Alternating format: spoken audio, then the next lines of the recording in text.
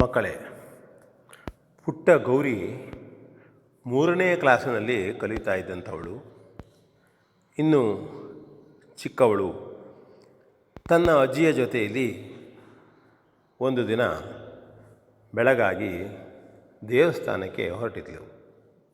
ದೇವಸ್ಥಾನಕ್ಕೆ ಹೋಗೋರೇ ಅವರು, ಯಾವಾಗಲೂ ಹೋಗ್ತಾ ಇರೋರೆ. ಹೋಗುವ ಸಂದರ್ಭದಲ್ಲಿ ಒಂದು ಮನೆ ಎದುರಿಗೆ, ಆ ಮನೆಯ ಎದುರಿಗಿರುವಂತಹ ಗುಲಾಬಿ ಹೂವುಗಳನ್ನು ಯಾರೋ ದೇವಸ್ಥಾನಕ್ಕೆ ಹೋಗುವ ಹುಡುಗರು ಕೊಯ್ತಾ ಇದ್ದರು. ಮನೆಯವರಿಗೆ ಅದು ಕಾಣ್ತು. ಬಂದು ಕೇಳಿದರು, ಏನರು ನಾವು ಇಷ್ಟು ಮಾಡಿ ಬೆಳೆದಿದ್ದೇವೆ, ಇಲ್ಲಿ ಕೊಯ್ತಿರಲ್ಲ ನೀವು? ಇಲ್ಲ, ದೇವರಿಗೆ. ಇಲ್ಲ, ಹಾಗೆಲ್ಲ ನೀವು ನಮ್ಮನ್ನು ಕೇಳದೆ ಕೊಯ್ಯುವ ಹಾಗಿಲ್ಲ ಅಂತ ಹೇಳ್ತಾಯಿದ್ರು. ಇದನ್ನು ನೋಡಿದಂತಹ ಗೌರಿಗೆ ಏನೋ ಕೇಳೋಣ ಅಂತ ಅನ್ನಿಸ್ತು. ಅಜ್ಜಿ, ಇದೇನಮ್ಮ ಇದು? ನಮ್ಮ ಹಾಗೆ ಅವರು ದೇವಸ್ಥಾನಕ್ಕೆ ಬರ್ತಾ ಇದ್ದಾರೆ, 1-2 ಹೂ ಕೊಯ್ದು ಬರ್ತಾ ಇದ್ದಾರೆ, ಅವರು ಬೇಡ ಅಂತ ಹೇಳ್ತಾ ಇದ್ದಾರಲ್ಲ ಅಂಥೇಳಿ ಪ್ರಶ್ನೆ ಮಾಡಿದಳು. ಅಜ್ಜಿಗೆ ಯಾರಾದರೂ ಪ್ರಶ್ನೆ ಮಾಡಿದರೆ ಮಕ್ಕಳ ಮೇಲೆ ಭಾಳ ಪ್ರೀತಿ. ಆ ಪ್ರಶ್ನೆಗೆ ಅವಳು ಹೇಳಿದ್ಲು, ನೋಡು ಗೌರಿ, ಈಗ ದೇವಸ್ಥಾನಕ್ಕೆ ಹೋಗೋಣ. ದೇವರಿಗೆ ಭಕ್ತಿಯಿಂದ ನಾವು ನಮಿಸಿ ತಂದಂಥ ಹೂಗಳನ್ನು ಕೊಟ್ಟು ಮನೆಗೆ ಹೋದ ನಂತರದಲ್ಲಿ ನಿನ್ನ ಆಚೀಚೆ ಮನೆಯವರು ಬರ್ತಾರಲ್ಲ, ಎಂದಿನ ಹಾಗೆ ಸಂಜೆ ಕಥೆಯನ್ನು ಹೇಳ್ತೇನೆ. ಈ ಬಗ್ಗೆ ಒಂದು ಕತೆ ಉಂಟು ಅಂಥೇಳಿ ಹೇಳಿದಳು. ಹಾಗೆ ಅವರು ಎಲ್ಲ ತಮ್ಮ ದೇವರ ಕೆಲಸವನ್ನೆಲ್ಲ ಮುಗಿಸಿ ಮನೆಗೆ ಹೋದರು. ದಿನದ ಹಾಗೆ ಸಂಜೆ ಆಯಿತು. ಗೌರಿಗೆ ಕುತೂಹಲ, ಕೇಳಬೇಕು ಕಥೆಯನ್ನು, ಒಳ್ಳೆಯ ಕಥೆಗಳು, ನೀತಿ ಕಥೆಗಳು ಅಂಥೇಳಿ ಆಚೀಚೆ ಮನೆಯವರೆಲ್ಲ ಕರೆದು ಸಮಯ ಎಷ್ಟೊತ್ತಾಗ್ತದೆ ನೋಡ್ತಾ ಇದ್ಲು. ಸಂಜೆ ಆಯಿತು. ಅಜ್ಜಿ ಬಂದಳು. ಮಕ್ಕಳೇ, ಗೌರಿ ಎಲ್ಲಿದ್ಯಮ್ಮ? ಹೇಳೋಣವಾ, ಕತೆ ಹೇಳೋಣವ? ಓ ಅಜ್ಜಿ, ಎಲ್ಲರೂ ಕೂಗಿದರು, ಕತೆ ಬೇಕು, ಕತೆ ಹೇಳಬೇಕು ಅಂಥೇಳಿ ಎಲ್ಲರೂ ಕತೆ ಕೇಳಲು ಪ್ರಾರಂಭ ಮಾಡಿದರು. ಒಂದು ಊರಲ್ಲಿ ಶಂಬಣ್ಣನನ್ನತಕ್ಕಂತಹ ಒಬ್ಬವನು, ಒಳ್ಳೆಯ ಶ್ರೀಮಂತ ಅವನು ಯಾವಾಗಲೂ ದೈವಿ ಭಕ್ತ, ದೇವರ ಪೂಜೆಯನ್ನು ಮಾಡ್ತಕ್ಕಂಥವನು. ದಿನಾಲೂ ಮನೆಯಲ್ಲಿದ್ದಂತಹ 1-2 ಹೂವುಗಳನ್ನು ತೆಗೆದುಕೊಂಡು ಹೋಗಿ ದೇವರಿಗೆ ಅರ್ಪಿಸ್ತಾ ಇದ್ದ ಅವನು.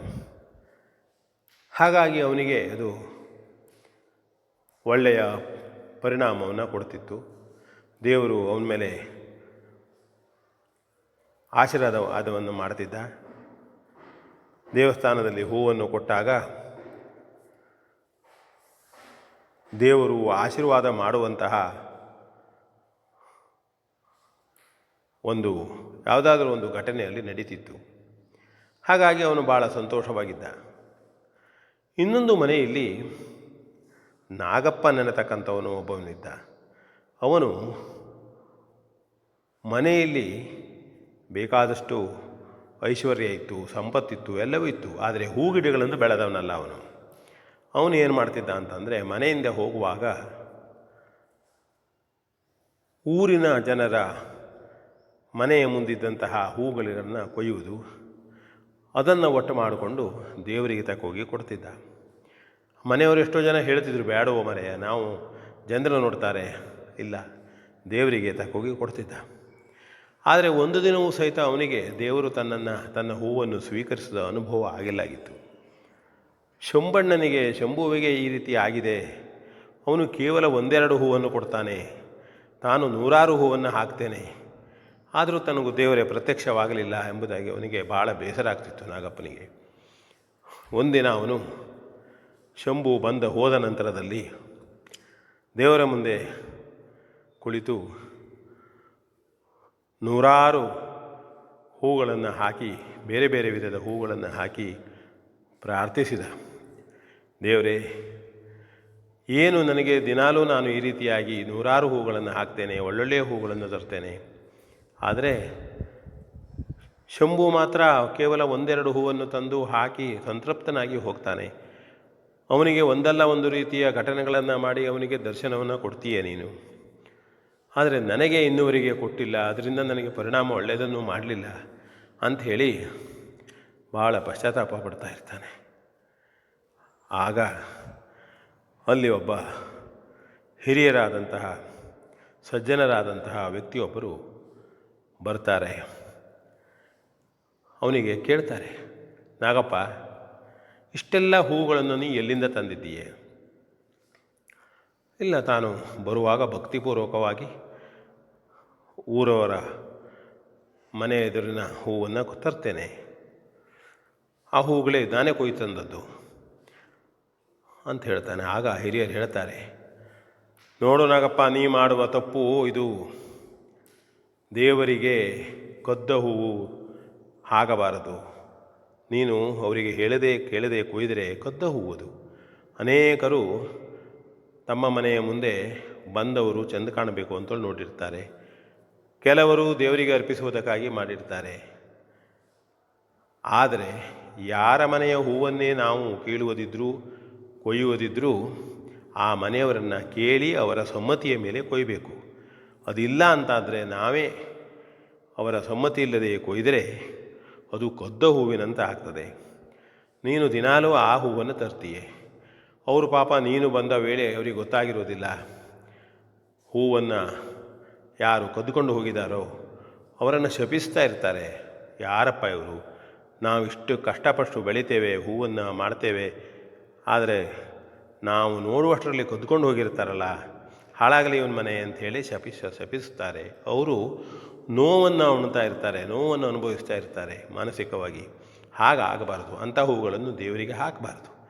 ನೋಡು, ನೀನು ನಾಳೆಯೇ ನಿನಗೆ ದೇವರ ಮೇಲೆ ಭಕ್ತಿ ಇದೆ, ನಾಳೆಯೇ ನೀನು ಪ್ರಯೋಗ ಮಾಡು. ಕೇವಲ ಒಂದೆರಡು ಹೂವುಗಳನ್ನು ನಿನ್ನ ಮನೆಯ ಮುಂದಿರುವಂಥ ಒಂದೆರಡು ಗರಿಕೆ ಹುಲ್ಲನ್ನು ತಂದು ಹಾಕು ದೇವರಿಗೆ ಅಂತ ಹೇಳಿದಾಗ, ಹೌದೇನೋ ಅಂಥೇಳಿ ಅವನಿಗೆ ಅನ್ನಿಸ್ತದೆ. ದೇವರಿಗೆ ಕೈ ಮುಗಿದು ಹಾಗೆ ಮನೆಗೆ ಬರ್ತಾನೆ. ಮಾರನೇ ದಿವಸದಿಂದ ಅವನು ಆ ಇನ್ನೊಬ್ಬರ ಮನೆ ಎದುರಿನ ಹೂವನ್ನು ಕೊಯ್ಯುವುದಿಲ್ಲ ಮತ್ತು ತನ್ನ ಮನೆಯಲ್ಲಿ ಬೆಳೆದ ಒಂದೆರಡು ಗರಿಕೆ ಹೂವನ್ನು ತಂದು ದೇವರಿಗೆ ಅರ್ಪಿಸ್ತಾನೆ. ಆಗ ಗರಿಕೆ ಹುಲ್ಲನ್ನು ಹಾಕಿದ ಒಂದು ವಾರಗಳಲ್ಲಿ ಅವನಿಗೆ ಸಮಾಧಾನ ಸಿಗ್ತದೆ. ಯಾವುದೋ ಕೆಲವು ಘಟನೆಗಳಿಂದ ದೇವರು ತನ್ನ ಹೂವನ್ನು ಸ್ವೀಕರಿಸಿದ್ದಾನೆ ಎಂಬ ಅನುಭವವೂ ಆಗ್ತದೆ ಅವನಿಗೆ. ನಂತರ ಅವನು ಕದ್ದು ಹೂವನ್ನು ಕೊಯ್ಯುವುದನ್ನು ನಿಲ್ಲಿಸ್ತಾನೆ. ಒಂದು ವೇಳೆ ಹೂವು ಬೇಕಾಗಿದ್ದರೆ ಮನೆಯವರಿಗೆ, ನೋಡಿ ನನಗೆ ಒಂದೆರಡು ಹೂವು ಬೇಕು ಇವತ್ತು ಅಂತ ಕೇಳಿ ತೆಗೆದುಕೊಳ್ತಾನೆ. ಅವರು ಪ್ರೀತಿಯಿಂದ ಕೊಡ್ತಾರೆ. ಇನ್ನು ಕೆಲವರು ಇವನು ಹೋಗುವುದನ್ನು ನೋಡಿ ದೇವಸ್ಥಾನಕ್ಕೆ ಹೋಗ್ತಾನೆ ಅಂಥೇಳಿ ತಾವೇ ಕೊಯ್ದು ಕೊಡುವುದಕ್ಕೂ ಕೂಡ ಪ್ರಾರಂಭಿಸಿದರು. ಅವನು ಒಳ್ಳೆಯವನಾದ, ದೇವರ ಆಶೀರ್ವಾದ ಅವನಿಗೆ ಸಿಕ್ತು. ಹೀಗೆ ದೇವರ ಹೂ ಹಾಕುವುದು ಸಹಿತ ನಾವು ಹಾಕುವುದರಿಂದ ಇನ್ನೊಬ್ಬರಿಗೆ ನೋವಾಗುವುದು. ಆ ರೀತಿಯಲ್ಲಿ ತಿಳಿಯದೆ ಬೇರೆಯವರ ಹೂಗಳನ್ನು ಕೊಯ್ದು ಹಾಕೋದು ಸರಿಯಲ್ಲ. ಇದು ಅನೇಕ ಕಡೆಗಳಲ್ಲಿ ನಾವು ಕೇಳ್ತಾ ಇರ್ತೇವೆ. ತಾವು ಬೆಳೆದಂಥ ಹೂವನ್ನು ಬೆಳಗಾಗೋಷ್ಟಿಗೆ ಯಾರೋ ಕೊಯ್ದು ಹೋಗಿದ್ದಾರೆ, ನೊಂದ್ಕೊತಾ ಇರ್ತಾರೆ ಬೆಳೆದವರು. ಹಾಗಾಗಿ ಇದು ಒಂದು ನೀತಿ ಅಂತ ಹೇಳ್ತಾ ವಿ ಎನ್ ಭಾಗವತ್ ಬರಬಳ್ಳಿ.